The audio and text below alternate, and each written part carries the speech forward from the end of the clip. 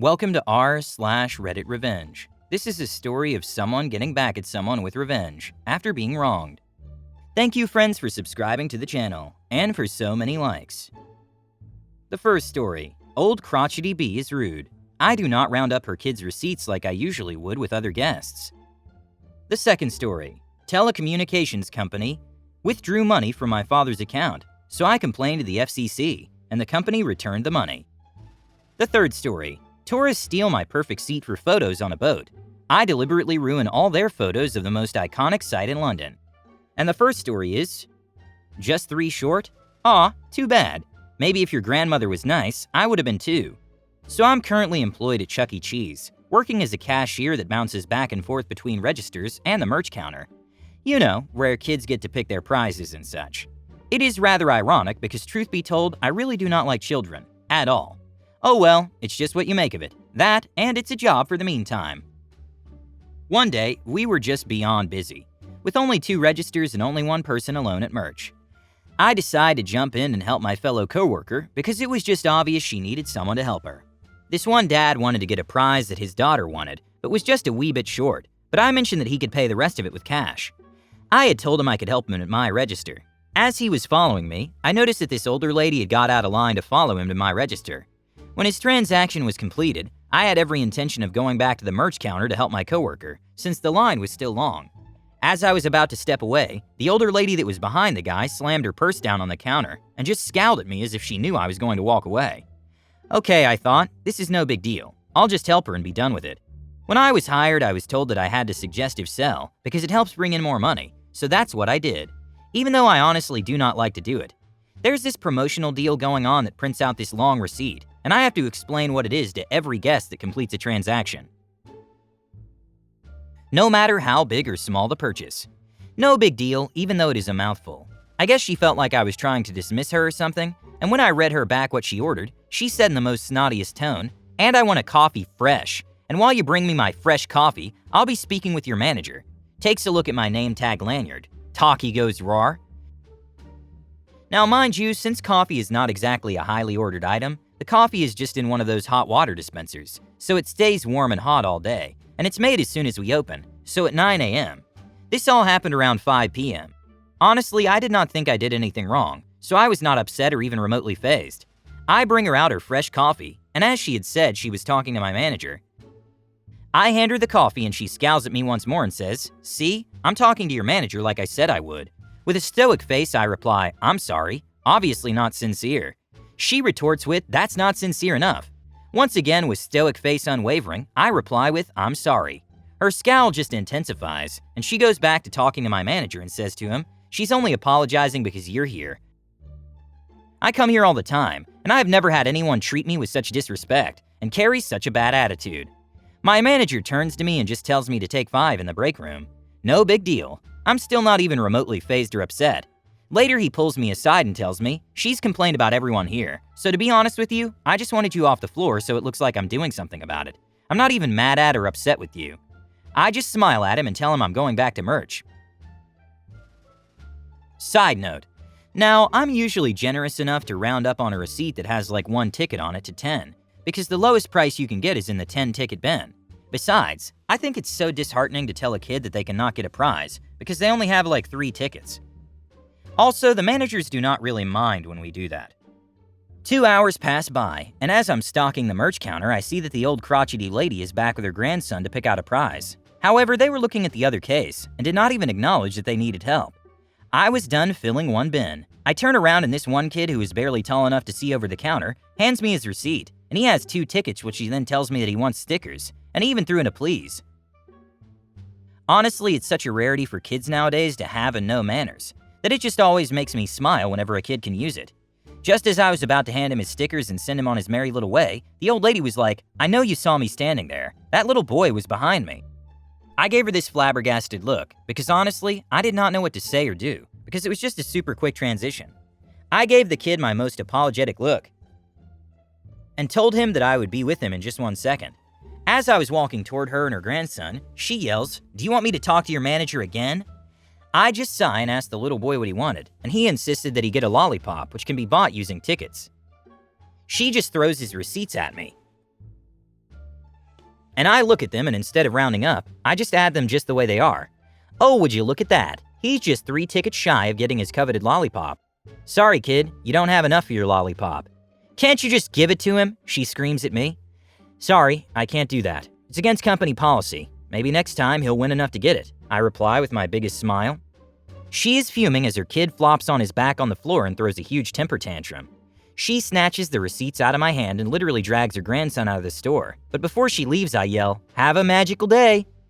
I go back to the sad little forgotten kid, and I give him his stickers and throw in a couple of pieces of candy on the house. He smiles an adorable smile and repeats, "Thank you, thank you, thank you," as he runs to find his parents. The next story is, use the FCC to force AT&T to return $1.3 thousand they stole. Back in March of 2018, my dad passed away. AT&T was aware of his passing because 1, he worked for them for 40+ years. 2, him not showing up to work prompted his coworkers to ask police to do a welfare check, and that's how he was found. His coworkers were his best friends. They asked for the welfare check out of love, not malice. 3, myself and my brother provided the death certificate to AT&T. 4, I spent hours on the phone with them trying to get them to mail me all the insurance information, so I could change insurance, so I don't die from lack of health care if I caught a cold. I was devastated by his passing. I could barely function at work, could only afford 1 day of bereavement leave. Yay, America! And I was in no condition to try to handle any of the accounts or documents relating to my dad. So I signed over the handling of all the estate affairs to my brother. He offered to do this, and I thought it was the best option. A few months down the line, my brother contacts me and tells me someone is siphoning money out of our dad's frozen bank account, and the bank won't tell anyone where the money's going. It takes a while, but eventually we figure out that the money is going to AT&T via autopay to pay for my dad's phone plan.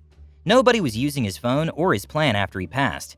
And yes, we should have caught this sooner, but AT&T also did nothing to notify anybody about the autopay. Again, hours spent on the phone to stop the autopay and to try to get a refund. I cried to at least 8 different reps, who all told me the same thing. Sorry, I can't help.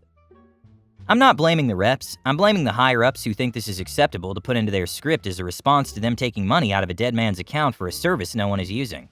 I also wasn't crying to try to make the reps feel bad. I was genuinely upset that AT&T could steal money and then say they weren't required to refund it.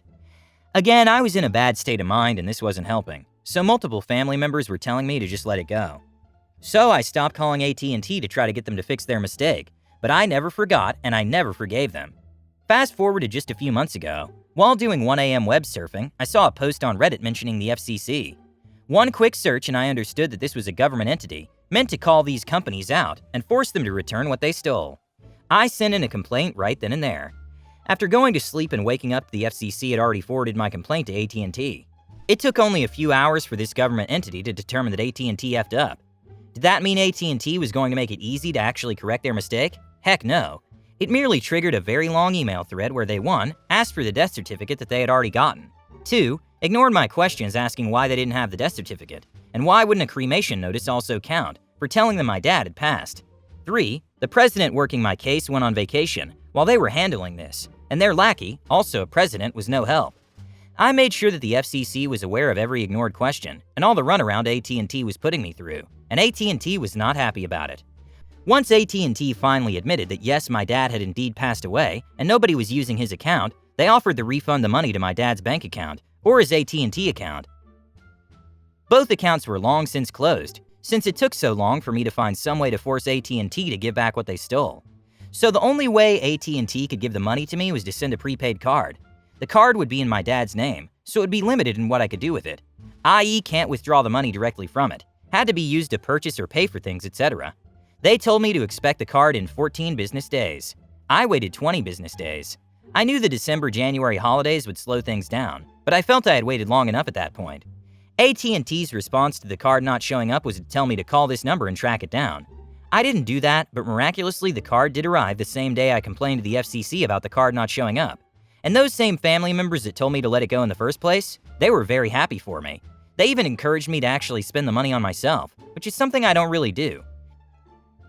And it was for the best to spend the money ASAP, as if the money is kept on the card for 6+ months, AT&T starts charging service fees on it.